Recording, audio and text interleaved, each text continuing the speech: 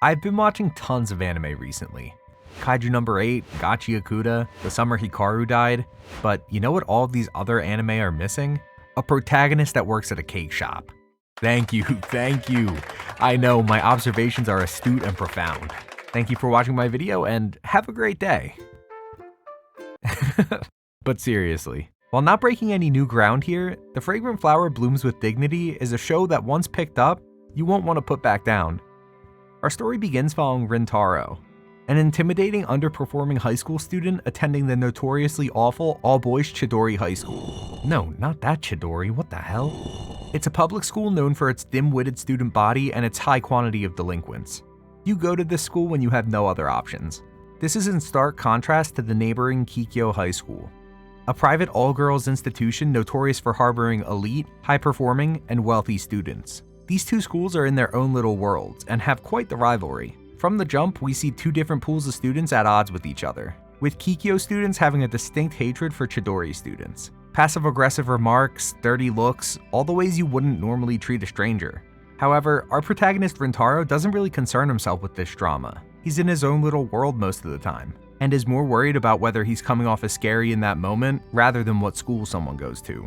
In a stark contrast to how others view him, Rintaro's family owns and operates a cake shop, which is about the most disarming business one can be a part of. It's while Rintaro is working a shift at this aforementioned cake shop one day that we encounter our second main character, and Rintaro's love interest, Kaoruko. Kaoruko is a high school student at Kikyo.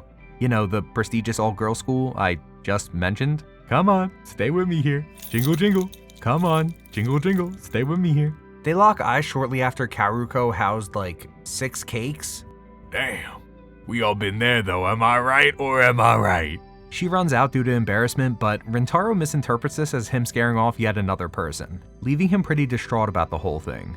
But that self-loathing dissipates the next day, when Kaoruko comes back to the cake shop, waiting there to explain why she ran away, that it was because of her embarrassment rather than because of Rintaro's appearance. And on the contrary, she thinks Rintaro is a very kind-hearted person, having seen and interacted with him multiple times at the shop before. Despite Rintaro not being used to someone being this upbeat, kind, and sincere, he's clearly very excited about the friendship forming between them. And who knows, maybe it'll turn into something more than just a friendship.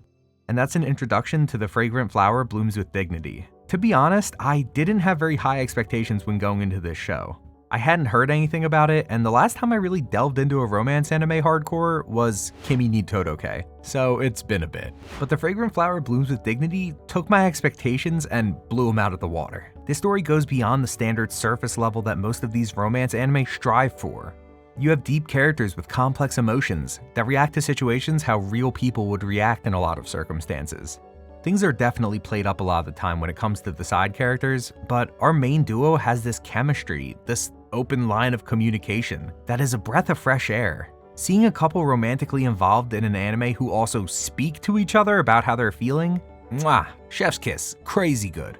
You would think that's a bare minimum, but no, it's always beating around the bush, being super vague, and just trying to ignore the problem until it goes away. But these characters confront their issues. For example, as I mentioned previously, Rintaro has this complex about how people see him. He's constantly assigning guilt to himself when things go wrong, even if he's not the reason why they went wrong. Kaoruko sees this pattern of behavior and immediately addresses it, bringing it to the forefront. I'm not saying this issue of his will be resolved within a single episode, but acknowledgement of the issue with clear signs of character growth, I'm here for it. Another example is when Rintaro says something that upsets Kaoruko. When she leaves, clearly upset but trying not to show it, Rintaro doesn't just avoid her for the foreseeable future, letting the problem stew and fester, letting a good thing slip away. He goes and waits out front of her school the next morning, delving deep outside of his comfort zone, so he can apologize and explain the intentions behind what he said. The writing is just good. These characters feel like humans, and for me, that's pretty important.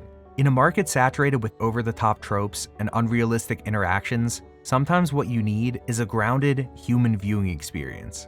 While not reinventing the genre here, I wholeheartedly believe that The Fragrant Flower Blooms with Dignity has been executed incredibly well, and will be one of the best shows this year.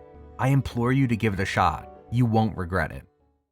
Hey everyone, I just wanted to say thank you if you made it this far into the video. I really appreciate it. What did you think of The Fragrant Flower Blooms with Dignity? Do you agree that it's one of the best shows of the season? Or do you think it's one of the worst? Let me know in the comments down below. Be sure to like, comment, and subscribe if you want to see more stuff like this. And as always, have a great day.